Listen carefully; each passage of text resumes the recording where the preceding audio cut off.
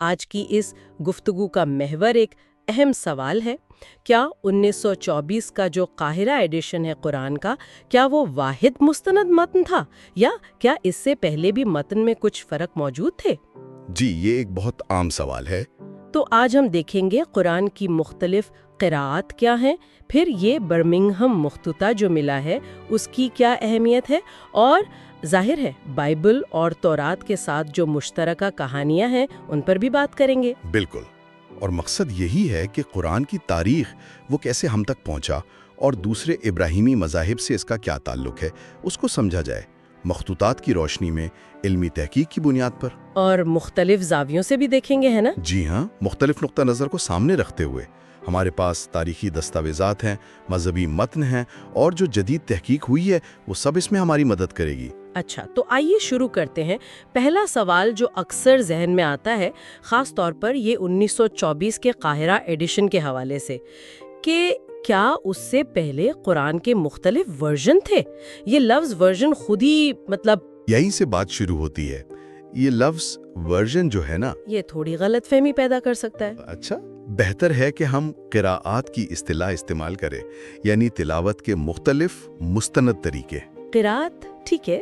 دیکھیں، 1924 کے قاہرہ ایڈیشن نے کوئی نیا متن نہیں بنایا تھا، ایسا نہیں تھا۔ تو پھر کیا تھا وہ دراصل ایک معیاری سازی تھی، آپ کہہ سکتے ہیں۔ پہلے سے جو کئی مسلمہ مستند قراءات موجود تھیں، ان میں سے ایک بہت مشہور قراءت تھی حفص عن عاصم۔ حفص عن عاصم، جی، تو اس ایڈیشن نے اس قراءت کو پرنٹنگ کے لیے چنا، اسے معیاری بنایا۔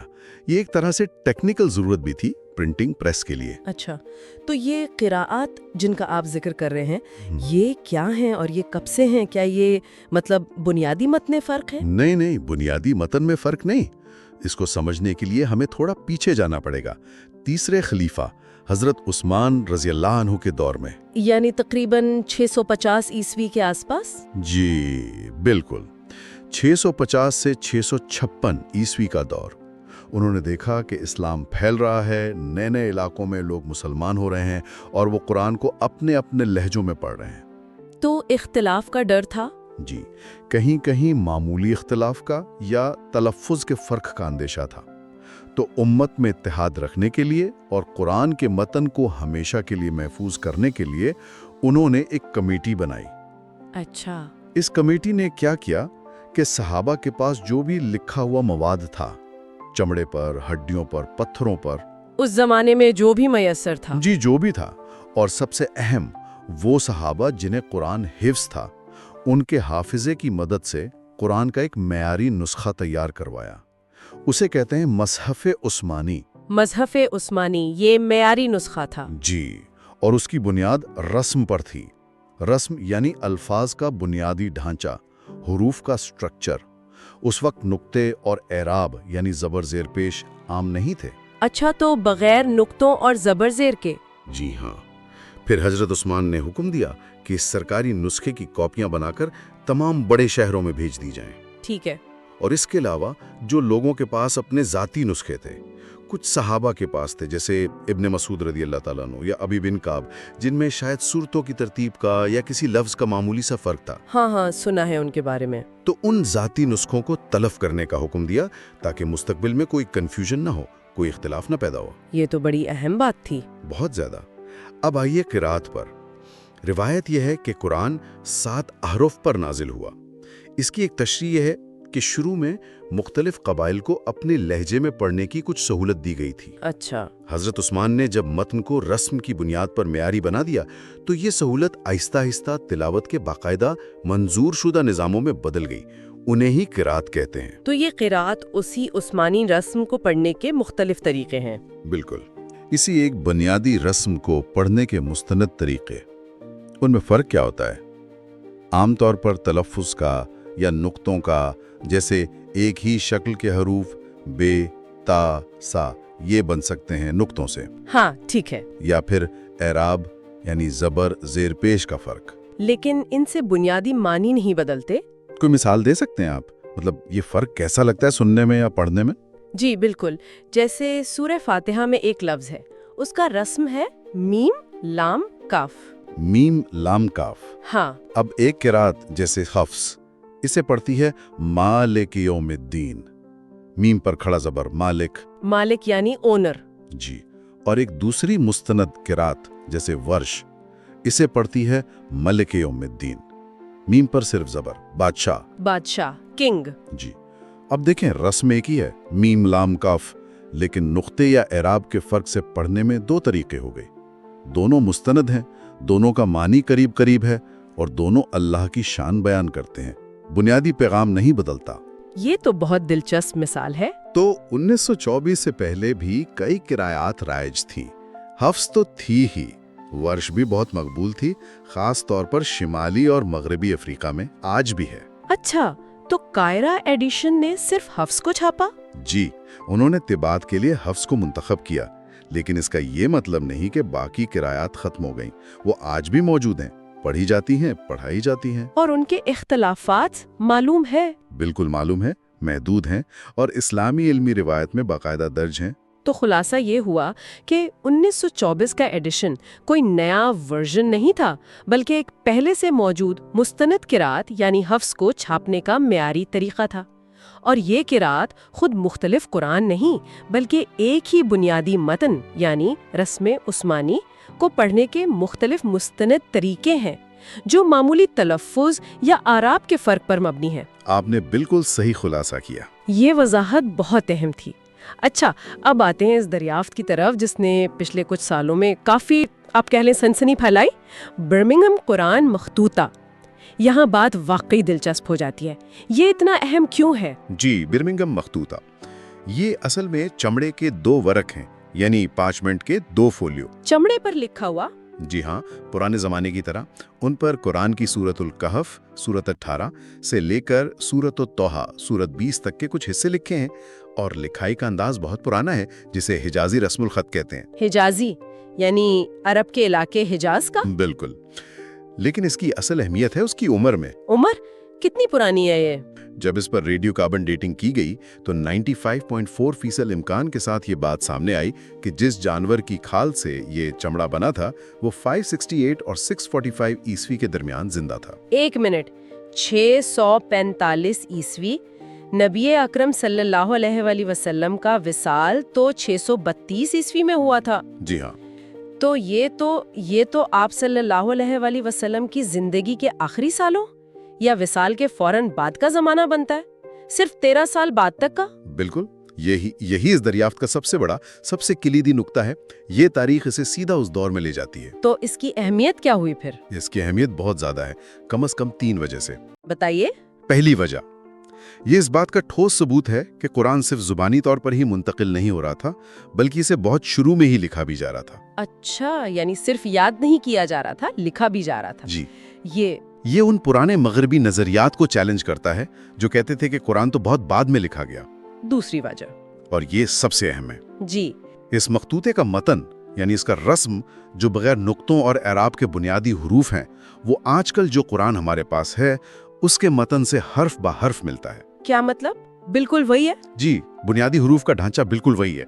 ये कुरान के मतन की इतने अरसे तक महफूज रहने के जो दावे मुसलमान करते हैं उसका एक जबरदस्त मादी सबूत है। वाह, ये तो हैरान कुन बात है। और तीसरी वजह, ये दरियाफ्त कुरान की हिफाजत और उसको जमा करने के बारे में जो रिवायती इस्लामी नजरिया है, यानी हजरत अबू बकर रज़ी अल्लाह अन्हु और फिर खास तौर पे हजरत उस्मान रज़ी अल्लाह अन्हु का किरदार उससे पूरी तरह हमाहंग है। यानी ये इस बात को सपोर्ट करती है। जी, ये इस बात को तक़वियत देती है कि जो कुरान आज हमारे पास है वो बुनियादी तौर पर वही है जो बिल्कुल शुरू की मुस्लिम कम्युनिटी के पास था। अच्छा, ये तो वाकई, मतलब ये मखतूता कोई मुख्तलिफ कुरान नहीं दिखा रहा, बल्कि उल्टा ये बता रहा है कि जो मतन आज है वही 1400 साल पहले भी मौजूद था, कम से कम बुनियादी हुरूफ के लिहाज से। बिल्कुल, यही नुक्ता है। ठीक है, अब जरा एक और दिलचस्प पहलू की तरफ आते हैं। कुरान में बहुत सी कहानियां हैं, बहुत सी शख्सियात का जिक्र है जो हमें बाइबल में भी मिलती हैं, अहदनामा कदीम और जदीद में, तौरात में,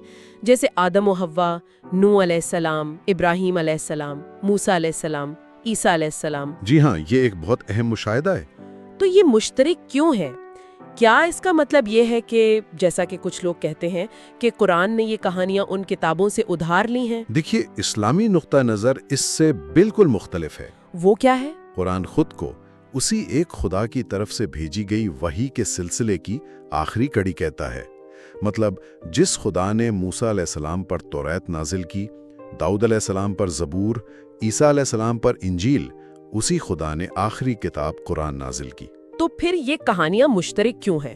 اسلامی نظریے کے مطابق یہ ادھار لینا نہیں ہے، بلکہ یہ تصدیق اور تصحیح ہے، کنفرمیشن اینڈ کریکشن۔ تصدیق اور تصحیح، اس کا کیا مطلب ہے؟ ذرا وضاحت کریں گے؟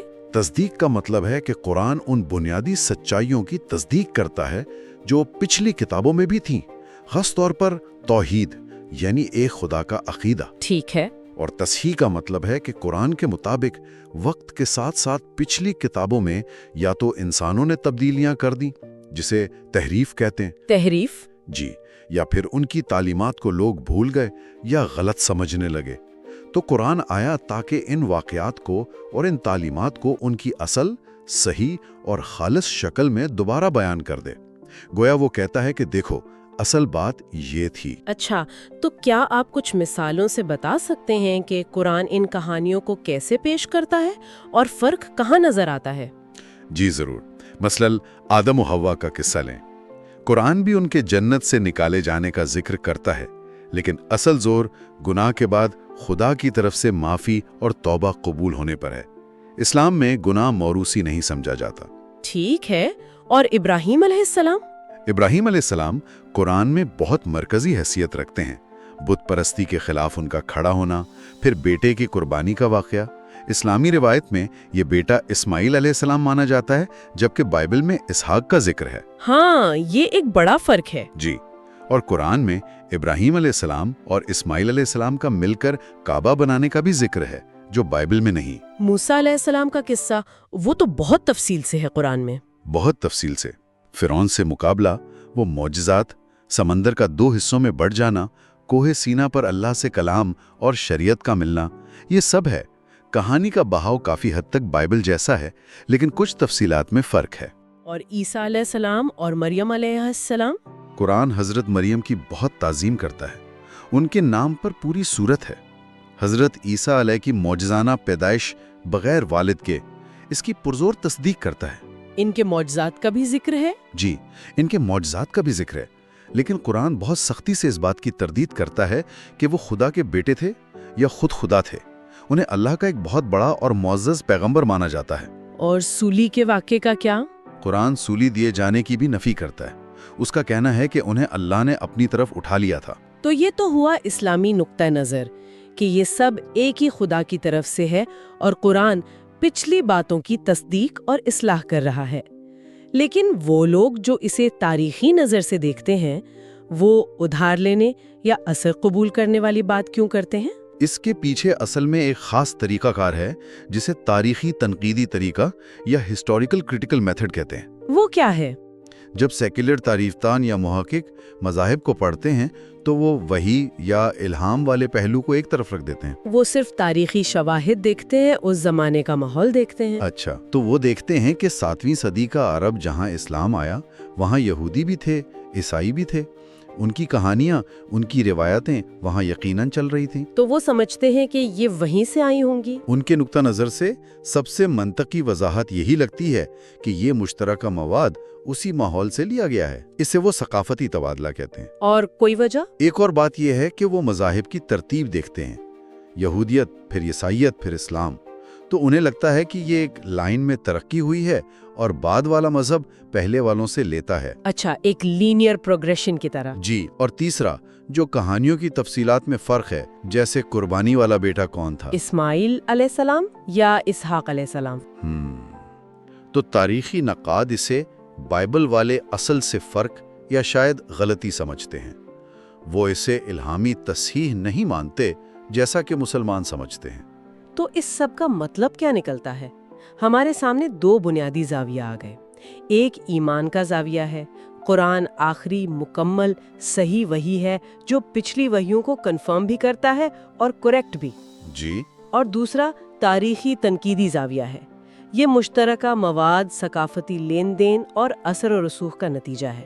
لیکن ایک بات تو دونوں صورتوں میں واضح ہے کہ ان تینوں بڑے مذاہب کی جڑیں کہیں نہ کہیں مشترک ہیں۔ بالکل بالکل، اور یہاں سب سے دلچسپ بات یہ ہے کہ یہ ساری تحقیق، یہ ساری بحث ہمیں ایک بڑی تصویر دکھاتی ہے۔ کیا تصویر؟ پہلی بات تو یہ کہ قرآن کے متن کا تحفظ، برمنگم جیسے مخطوطات ہوں یا قرآت کا یہ پورا علم، یہ غیر معمولی طور پر اس بات کی گواہی دیتے ہیں کہ قرآن کا متن کتنی احتیاط سے محفوظ کیا گیا اور ہم تک پہنچا۔ یہ صرف لکھی ہوئی کتاب نہیں، یہ ایک زندہ پڑھی جانے والی روایت ہے۔ جی، جو سینہ بسینہ بھی چلی آ رہی ہے۔ بالکل۔ دوسری بات، یہ مشترکہ ابراہیمی ورثہ، یہ کہانیاں، یہ عقائد، یہ بتاتے ہیں کہ ان تینوں مذاہب میں کتنا گہرا تعلق ہے، بنیادیں مشترک ہیں، ایک خدا، پیغمبروں کا سلسلہ، اخلاقیات۔ ہاں، یہ تو ہے۔ اختلافات کہاں ہیں؟ وہ بنیادی طور پر خدا کی ذات کی تفصیلات، نبوت کا تصور کیسے ہے، کون آخری نبی ہے، شریعت کون سی حتمی ہے، ان معاملات پر ہیں۔ اور تیسری بات یہ کہ یہ بحث ہمیں دکھاتی ہے کہ سچائی تک پہنچنے کے راستے یا زاویے مختلف ہو سکتے ہیں۔ ایک راستہ ایمان کا ہے جو وحی کو بنیاد مانتا ہے، ٹھیک ہے۔ دوسرا راستہ تاریخی تحقیق کا ہے جو نظر آنے والے شواہد اور انسانی تجزیے پر بھروسہ کرتا ہے۔ اب کون سا راستہ اپنانا ہے، یہ ہر انسان کے اپنے بنیادی یقین، اپنے سٹارٹنگ پوائنٹ پر منحصر ہے۔ یعنی آپ کے مفروضات کیا ہیں شروع میں؟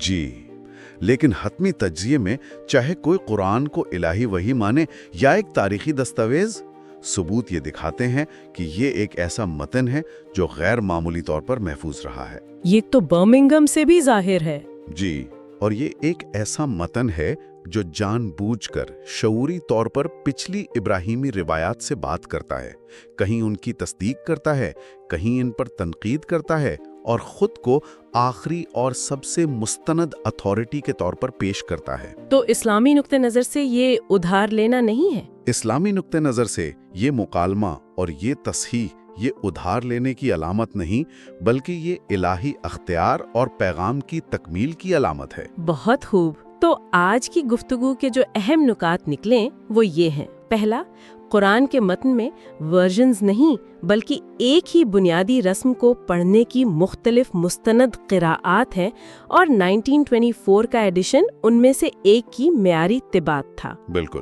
دوسرا، برمنگم جیسے قدیم مخطوطات قرآن کے متن کے حیران کن حد تک مستحکم ہونے اور بہت شروع میں ہی اس کے لکھے جانے کا ٹھوس ثبوت ہیں۔ جی ہاں۔